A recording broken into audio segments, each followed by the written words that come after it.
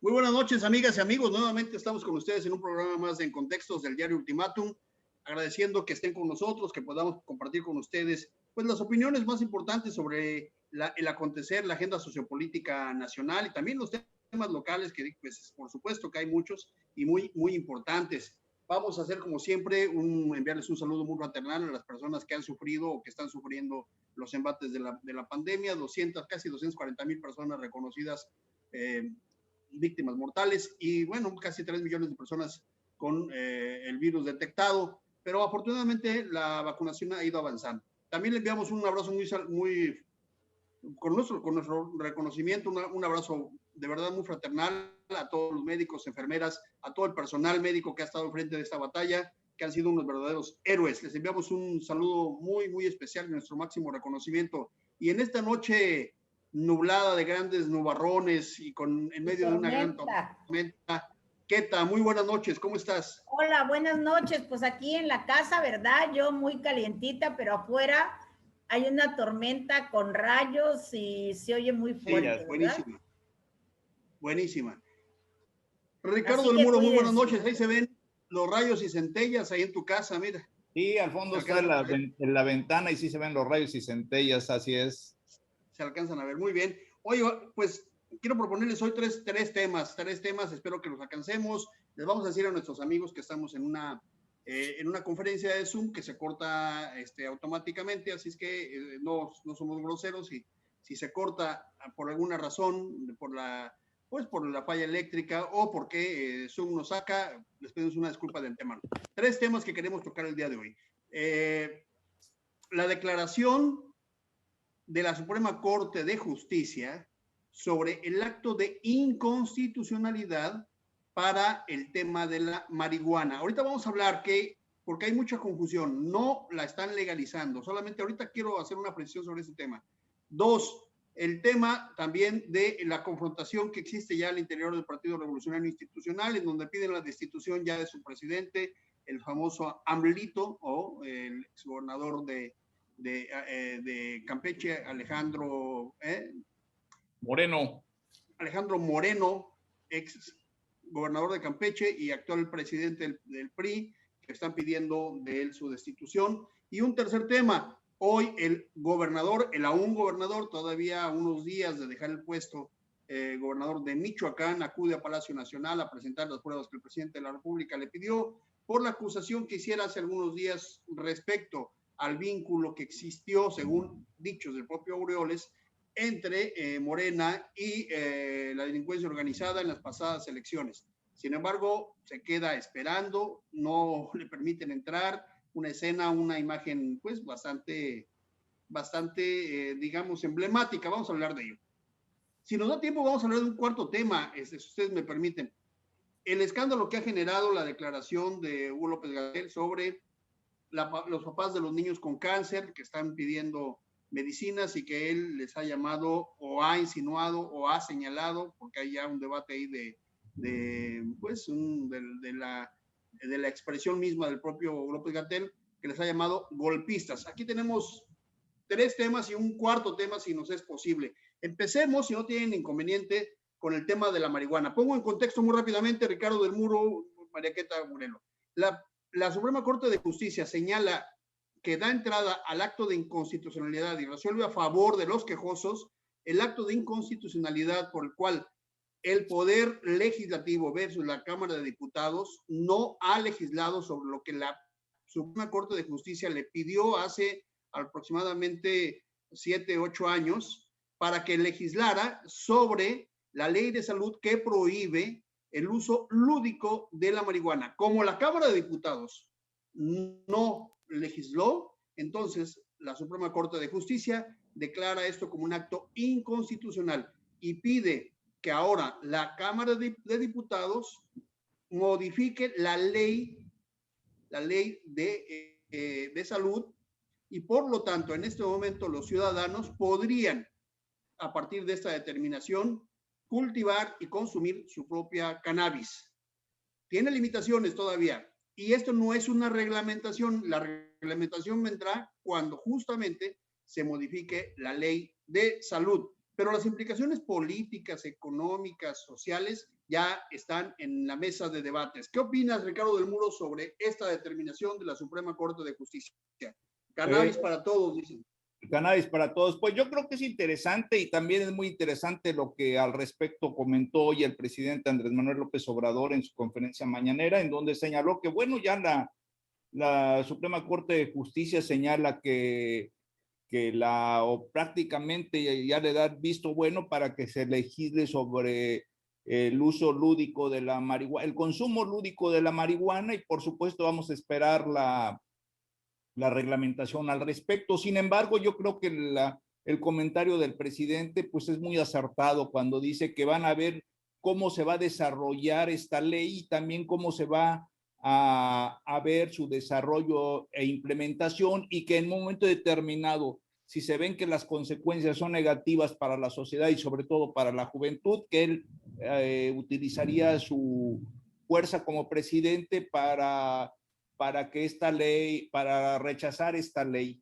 Creo que es interesante, nada más me gustaría cerrar con este sentido de que ahorita muchos sectores le están aplaudiendo, señalan que es un avance en cuanto a las libertades individuales, pero se les olvida en el sentido de lo peligroso que puede ser para la juventud en dos sentidos. En una, porque finalmente es una droga, y una droga que los expertos señalan que puede ser la puerta de entrada a otros fármacos mucho más peligrosos.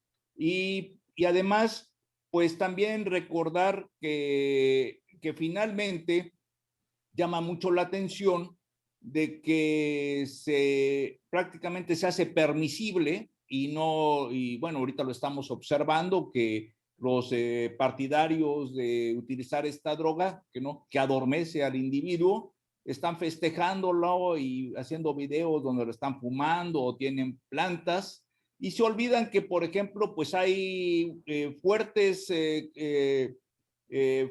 castigos, fuertes multas y fuertes controles para los que usan el alcohol, ¿no? Que podría ser otra droga permitida.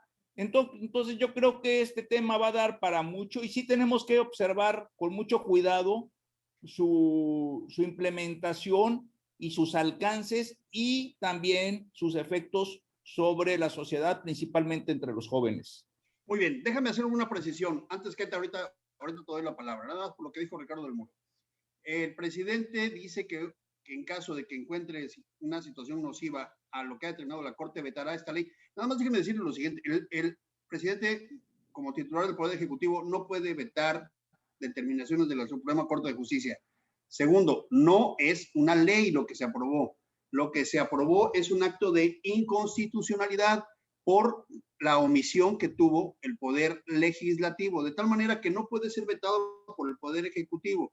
Y lo que está diciendo la Suprema Corte de Justicia es: no hiciste tu trabajo, tu Poder Legislativo, o sea, Cámara de Diputados, no hiciste tu trabajo, entonces le concedo al ciudadano lo que me está pidiendo de poder tener el uso lúdico personal.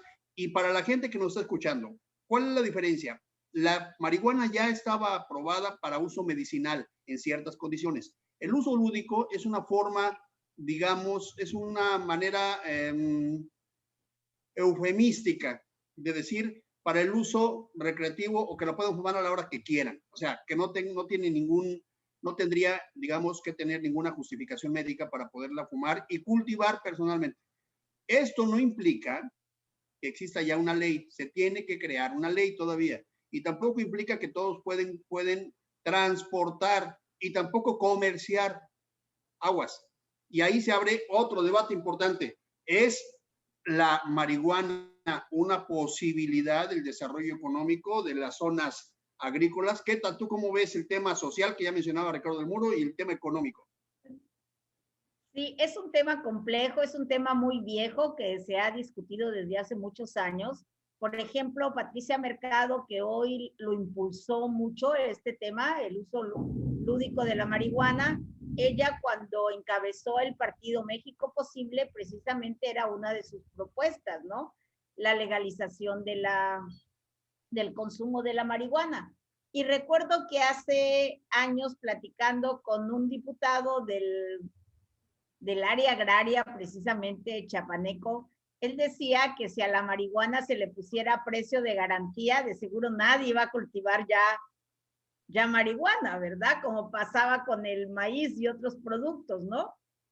Creo que es un tema difícil porque está ligado también, pues, sobre todo en una época. Yo creo que ahora ya son otras drogas las que están allí presentes y mucho más peligrosas todavía, ¿verdad? Todas esas drogas químicas que penetran a través del crimen organizado y de las drogas sí, y del narcotráfico. Si lo viéramos desde este punto de vista, creo que la marihuana es lo más ligero, ¿no?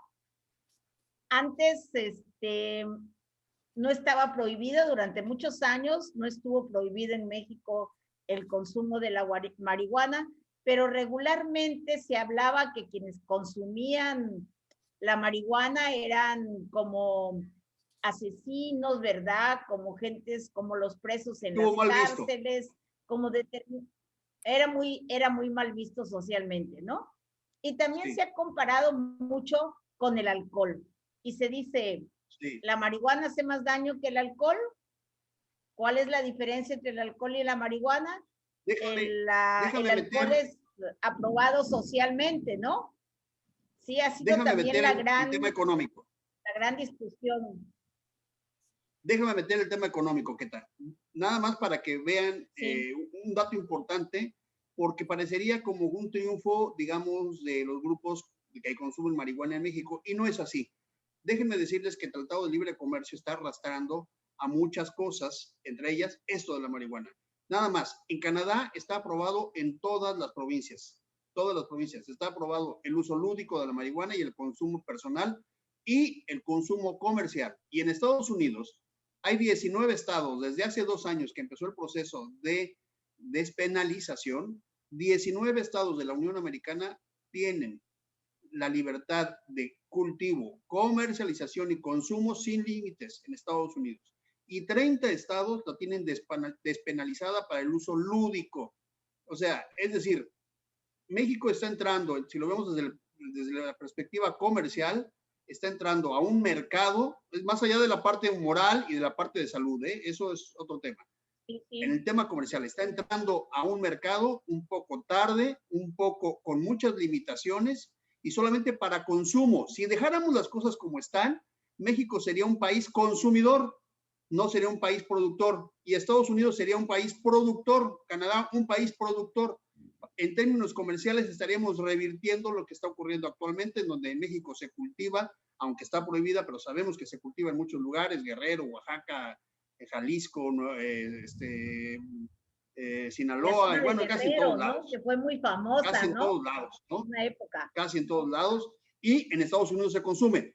Ahorita con la legislación están revirtiendo, en Estados Unidos lo están produciendo, incluso en lugares que parecerían no aptos, como por ejemplo en lugares fríos, como en el estado de Washington State, en lo más alto, lo más alejado, lo más polar de Estados Unidos, la están produciendo, en Alaska la están produciendo en viveros, y la están consumiendo y se está convirtiendo en un país productor. Ese es el aspecto comercial. Fíjate, Ricardo del Muro habló del tema social. Tú que te hablaste del tema moral y del tema de salud. Creo que a la sociedad le preocupa mucho el tema de salud. Démosle una vuelta más al tema de salud, si gustan. Aquí lo que se habla, ¿no? Es que se tendría que reglamentar, ¿no? El uso, que no se haría en lugares públicos, que no se haría frente a los menores de edad, una serie de restricciones donde se pueda fumar la marihuana, ¿verdad?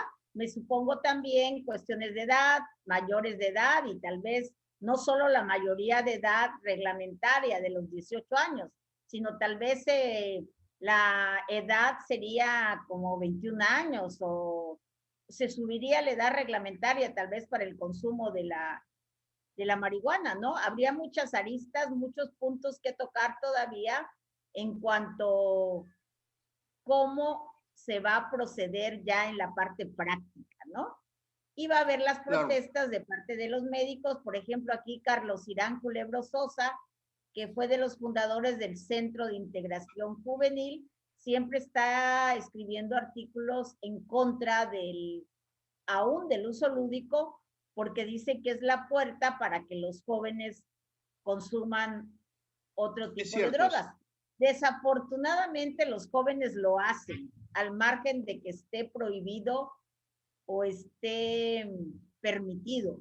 Aquí lo que cabe, ¿verdad? Es toda una educación al respecto, ¿no?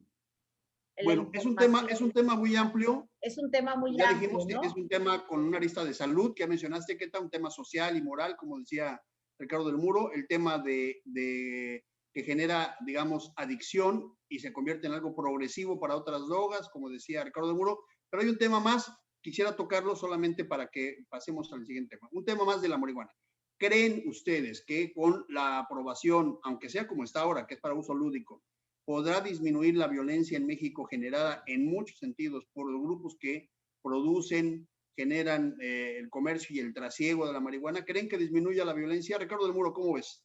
Pues es posible, o sea, yo creo que es uno de los objetivos, porque el ejemplo que se toma normalmente en estos casos es la famosa ley seca de Estados Unidos en la década de los 30, que la prohibición del alcohol lo único que generó fue la proliferación de grupos gangsteriles y matanzas con el contrabando de whisky, tanto de México hacia Estados Unidos como de Canadá hacia Estados Unidos, porque pues déjenme decirle que, por ejemplo, en aquella época se construyeron destilerías de whisky en la frontera con Estados Unidos, en Ciudad Juárez hay una México. Que hasta la fecha está, de México, ¿sí? Sí, Nuevo León. Sí, hay una que se llama White Star, que es un whisky mexicano, pero se construyó en aquella época. Pero bueno, finalmente creo que ese punto ojalá se logre, porque finalmente eso generaría beneficios para los campesinos y México podría competir tranquilamente con Estados Unidos y Canadá por la calidad de su marihuana. O sea, en México se hizo famoso durante mucho tiempo la famosa cola de borrego, la marihuana golden, que en el mercado estadounidense tiene, ¿no? Tiene precios muy buenos y es un poquito como el tequila, ¿no? Independientemente de que en otros lugares produzcan tequila, incluso los japoneses, pues va a depender de la calidad y en este sentido, pues los productores mexicanos tienen bastante experiencia y muy buena calidad en la producción de marihuana por tantos años de trabajar en la clandestinidad, pero creo que sí bajaría una parte de la violencia, porque otros grupos criminales pues ya están metidos más a las drogas como la cocaína, las anfetaminas y otro tipo de negocios turbios que se están dando. Yo creo que si alguien está dando un paso adelante para zafarse de este negocio en caso de que se legalice, pues serían los gángsters y los grupos. Por el lado del consumo, yo lo único que creo que debería de regularse son cosas fundamentales, como es el hecho de que, por ejemplo, se evita, así como se ponen regulaciones para evitar que la gente conduzca alcoholizada, pues también se tendrán que tomar medidas para evitar que la gente conduzca su automóvil bajo los efectos de la marihuana, ¿no? Porque, pues aunque digan que es independientemente de que si es buena, mala o lo que sea, es una droga que aturde y que si la gente está en puestos de responsabilidad o conduciendo un automóvil, pues seguramente va a producir accidentes. Una arista más, Keta, fíjate. Muy probablemente desde la perspectiva estrictamente jurídica, estrictamente legal, a partir de esta determinación, hasta 5,000 personas podrían salir de la cárcel que han sido justamente llevadas a los reclusorios por posesión de droga. Es decir, a partir de esta determinación, muy probablemente yo creo que podría proceder a paros para que estas personas abandonaran la prisión. Hasta 5,000 personas, decía por ahí un estudio que yo leí hace algunos días. Y un último tema, Keta, a ver qué te parece. En California, por ejemplo, uno de los estados más liberales de Estados Unidos, se determinó hace unos meses como el primer estado libre de humo de tabaco.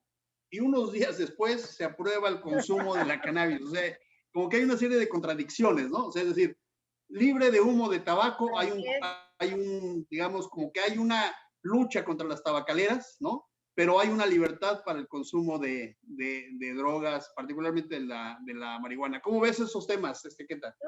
Y además creo que el inicio, ¿verdad?, de la marihuana en los años, ¿qué será? En los años 60, ¿verdad? Tuvo que ver con la rebelión juvenil, con la música, con una serie de romper paradigmas no vigentes en la época, los gobiernos autoritarios que también estaban vinculados en el hogar, padres autoritarios, ¿no? Toda esa rebelión que se dio en esa época. Hoy ha cambiado el sentido del uso de la marihuana. Yo les decía que en esa época era una rebeldía, ¿no? Era parte de la rebelión juvenil. Hoy creo que el uso de la marihuana tiene más un sentido hedonista, ¿no? Que el de la rebelión inicial cuando se empieza a fumar marihuana, ¿no? Y que era bueno, en México hay una tradición del consumo de marihuana desde los aztecas, pero era con fines rituales. No, es decir, como que ha pasado en pues como el etapas, peyote, ¿no? También, ¿no? Como el peyote, incluso el pulque. El pulque se consumía, la gente cree que el pulque en México se consumía y que todos tomaban pulque. No, estaba prohibido. O sea, si las prohibiciones no son solo de ahorita. Los aztecas tenían prohibido que el pueblo consumiera pulque, marihuana y peyote. Solamente lo podían consumir los guerreros en condiciones especiales y además en ciertos ritos dirigidos por los tlatoanis. O sea, no era una cosa común, sino que era solamente cuando iban a enfrentar una guerra, cuando iban a tomar ciertas decisiones, etcétera, etcétera.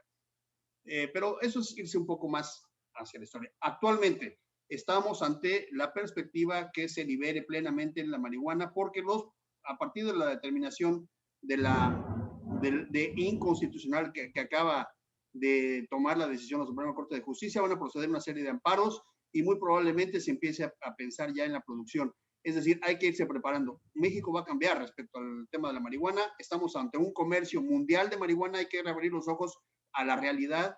Sí tiene efectos negativos, como lo han dicho varios médicos. Hay que cuidarlo, hay que cuidar a los hijos, hay que cuidar a los jóvenes, hay que cuidar a las próximas generaciones, hay que educarlos. Pero yo pienso, a reserva de lo que piensen ustedes, que esto es algo que no tiene vuelta. Es decir, no hay vuelta atrás. Y, por lo tanto, hay que ajustarse a la realidad, no querer tapar el sol con un dedo y taparse a la realidad. Esto ya viene y seguiremos discutiendo, como hemos visto, tiene muchos aristas. Nada más hago un recuento. Salud, social, moral, presos, delincuencia, todo tiene que ver con la marihuana. Claro, y observar también lo que ha pasado en otros países, ¿no? Lo que ha pasado en otros países donde la legalización ya tiene muchísimos años, habrá que observar cómo ha sido el comportamiento de la sociedad, ¿verdad? ¿Qué efectos ha tenido para de alguna manera que nos sirvan de guía, ¿no? Sí, Bélgica, Holanda, Alemania lo tienen regulado de manera distinta. Muy bien, vamos a un siguiente tema, Ricardo del Muro, si estás de acuerdo. Zafarrancho en el PRI. ¿Qué indica esto? Ayer hablabas que todo es político, todo es electoral, todavía estamos ante los ecos de la elección. Ricardo del Muro, este es un eco dentro del PRI. Una disputa por las coordinaciones en la Cámara de Diputados, por la dirigencia del partido, por las elecciones que vienen, etcétera, etcétera. Uno de los titulares, digamos, o uno de los protagonistas de este zafarrancho se le dice que es Ulises Ruiz, un ex gobernador de Oaxaca, de los duros, y parece ser como la próxima elección, o uno de los estados que estará en elección en el próximo año es Oaxaca. Parece ser que todo anuncia que habrá una confrontación muy seria. Ricardo del Muro, ¿cómo lo ves? Pues qué triste, la verdad, lo que estamos observando. Bueno, definitivamente cuando se formó la famosa alianza, o bueno, que se pretendía, o se pretende, no sé, me han dicho que se pretende, o se pretendía y se pretende la famosa alianza opositora después de los resultados electorales del 6 de junio, y que todos los diputados y los dirigentes de los partidos de la alianza se habían puesto muy contentos y estaban muy seguros de que iban a poder hacer un frente común frente a Morena en la Cámara de Diputados. Pues este zafarrancho pone en jaque ese pacto, muestra una cara que el PRI siempre ha tenido, donde, pues igual que en el caso de la mayoría de los partidos, hay grupos que no están dispuestos a a permanecer eternamente como opositores y que por el contrario siguen una tradición de aliarse con el grupo en el poder. Y qué triste que también se esté dando este escenario de fuerte división entre los priistas con acciones de tipo porril, se fueron ahí grupos de choque con bats. Creo que no se sabe todavía si estos grupos de bats tipo los halcones eran gente de Alejandro Moreno o eran gente de Ulises Ruiz. Ahorita se están echando la culpa mutuamente. Lo que yo sí creo es que sería muy triste que un partido con tanta tradición en México y que surgió al amparo de defender la Revolución Mexicana vaya a fragmentarse y a perderse, porque esto podría significar el principio del fin del PRI. Al menos quedaría convertido en en un grupúsculo de rijosos. Y esto, la verdad, independientemente de que uno esté a favor o no del PRI, en lo personal creo que sería un triste final para un partido con tanta tradición. Muy bien, Ricardo Mulo. ¿Cómo ves, qué tal? El PRI empezó con balazos, resultado de la revolución, terminará con balazos. También se da porque Alejandro Moreno no está en una situación de fortaleza, ¿no? Creo que si Alejandro Moreno le hubiera ido mejor con la alianza, ¿verdad? Y en estas elecciones creo que no se estarían dando ese tipo de choques, ¿no? Porque él estaría en una situación, pues, de poder, en una situación mejor, ¿no? Y entonces, pues siempre, aunque Ulises de por sí, Ulises Ruiz, ¿verdad? Siempre ha sido de los grupos, de los famosísimos alquimistas, ¿no?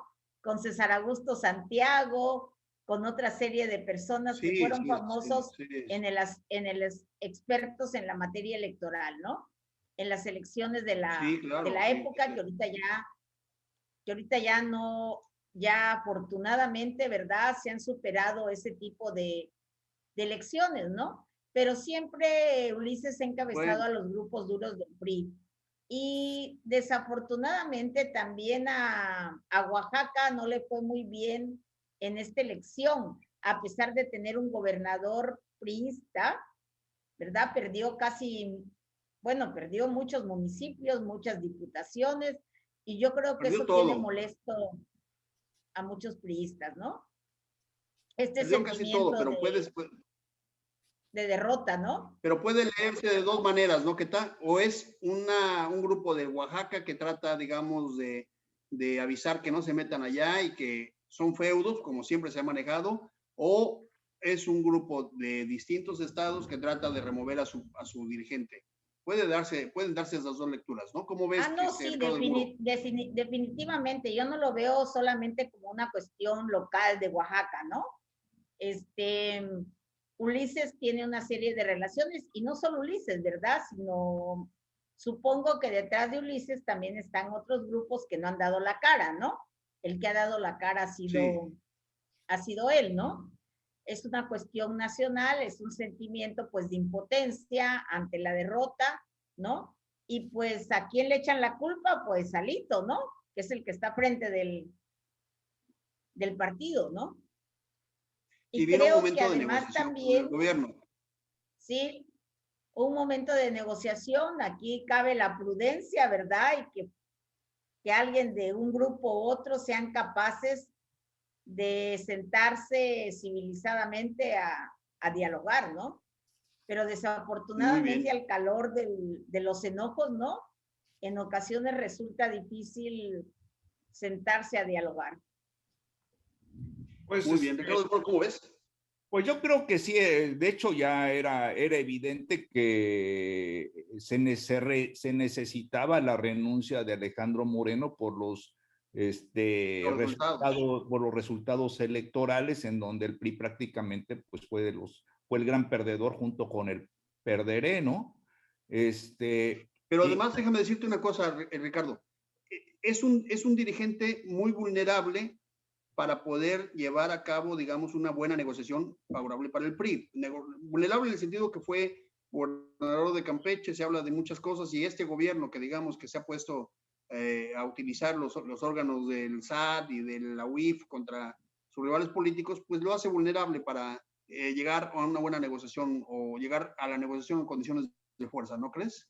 Sí, pero también lo que demuestra finalmente los hechos de violencia, lo que demuestra, si algo se había caracterizado o se ha caracterizado, pongámoslo en estos términos, el PRI que de alguna manera le dio cierta fortaleza en los últimos años, es su característica de institucionalidad.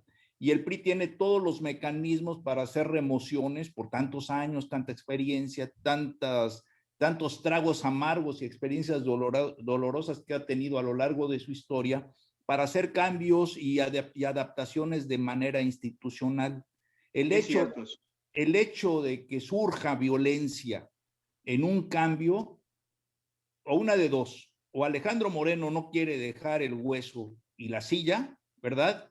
O algo está pasando al interior del PRI. Porque definitivamente lo que estamos observando es una ausencia de aquellos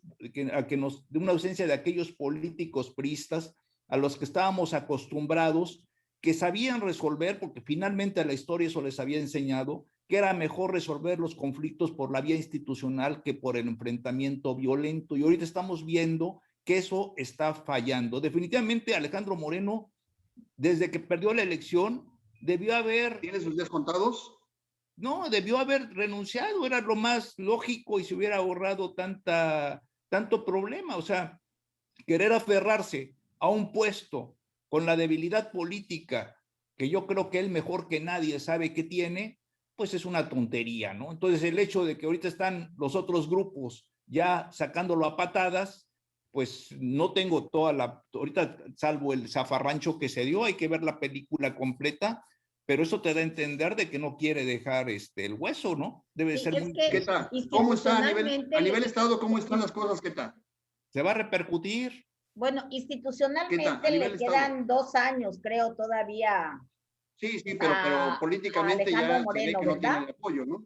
Sí, a nivel local, pues el caso de Rubén Suárez es diferente. Él entró como encargado, porque ya estaba el proceso electoral. Él, de acuerdo a ciertas reglas, ¿verdad?, tendría que hacer una convocatoria para el relevo de la dirigencia, ¿no? De la dirigencia. De la dirigencia, sí. Pero también lo podrían como a él, ¿cómo explicarte? Confirmar, ¿no? Sí, elegir y dejarlo como confirmar presidente. Oye, Queta, pero la pregunta es, después de los resultados, ¿el PRI tiene personalidades suficientes como para dirigir y para rescatarse aquí en el Estado? Todos quedaron derrotados, o sea. Sí, mira, creo que el PRI aquí en el Estado, ¿verdad?, se descuidó durante mucho tiempo, ¿verdad? Hay varios municipios donde no existen los comités municipales del partido, ¿no? Entonces, es un inmenso trabajo el que le tocaría, ya sea a Rubén confirmado o al nuevo dirigente del partido. Creo que todavía hay personas con ese sentimiento priista, hay jóvenes también, a pesar de que muchos dirían que hacen los jóvenes en el PRI, ¿verdad? Pero también hay una generación de jóvenes priistas esperando que les den una oportunidad, ¿no? Aquí se tendría que hacer toda una reflexión, todo un examen de conciencia, ¿verdad? Y ser muy maduros para hacer una buena elección, ¿no? Cosa que con todo respeto no es algo común dentro del PRI, ¿eh? O sea, es un lugar donde predominan las viejas prácticas, fíjate, con viejos líderes, con viejas mañas y con viejas ambiciones. Como dice Ricardo, hay un consejo político. El consejo político de acá en Chiapas está formado por cerca de 237 personas, ¿no?, que podrían bien fungir como una especie de asamblea representativa, ¿no?, del partido para poder dialogar y tomar una decisión, ¿no? Como el Consejo Político Nacional, estamos a punto ¿verdad? de salir, tenemos muy poco tiempo, perdón, tenemos solamente 2 minutos. Un comentario rápidamente para que cerremos. Si quieren lo de Silvano Aureoles, Ricardo del Muro. Bueno, a mí me gustaría, perdón, que no, creo que es más, bueno, quisiera cerrar un comentario del PRI. Creo que, perfecto, y ojalá se tome esto en cuenta, creo que la principal fuerza del PRI es su institucionalidad. Ahorita el PRI ya no tiene nada que perder porque ya lo perdió prácticamente todo. Y la única oportunidad que tiene para poder sobrevivir en esta crisis que están teniendo tanto Morena como el PAN, que aunque ganó las elecciones sigue siendo un partido de grupos familiares en el poder, es por primera vez por primera vez en toda su historia, intentar ser un partido democrático y abrirlo a la sociedad. Ojalá lo hicieran, ¿eh? Ojalá lo hicieran, ojalá haya un político, porque eso prácticamente jalaría, y están cansados de las mafias partidistas. Eso se lo pedimos a todos los partidos. Queta, un comentario final, estamos a 1 minuto de salir, Queta. Un comentario final. Al respecto, pues, sí, pues yo aquí sí perdería un poco mi objetividad, ¿verdad? Porque soy priista y sí esperaría que todavía los liderazgos existentes dentro del partido tomen una decisión madura, ¿verdad? Todo este poderío que alguna vez el PRI tuvo y que todavía sigue vigente en muchos estados donde la presencia priista es importante, pues reflexionen sobre que para sobrevivir tenemos que ser modernos, ¿no? Con nuevas, muy bien, con nuevas estrategias y no quedarnos en el pasado. Muy bien, con ese comentario nos quedamos. Le decimos muy buenas noches a todos. Muy buenas noches, Queta. Muy buenas noches, Ricardo del Muro. Mañana continuamos con un programa más de En Contextos del Diario Ultimátum, analizando la agenda sociopolítica nacional con muchos temas. Como ustedes pueden ver, hay muchos temas que hay que seguir platicando. Mañana yo creo que hablaremos sobre el tema de López-Gatell, con el escándalo que tiene sobre el golpismo de los padres que están pidiendo medicamentos para sus hijos con cáncer. Muy buenas noches a todos.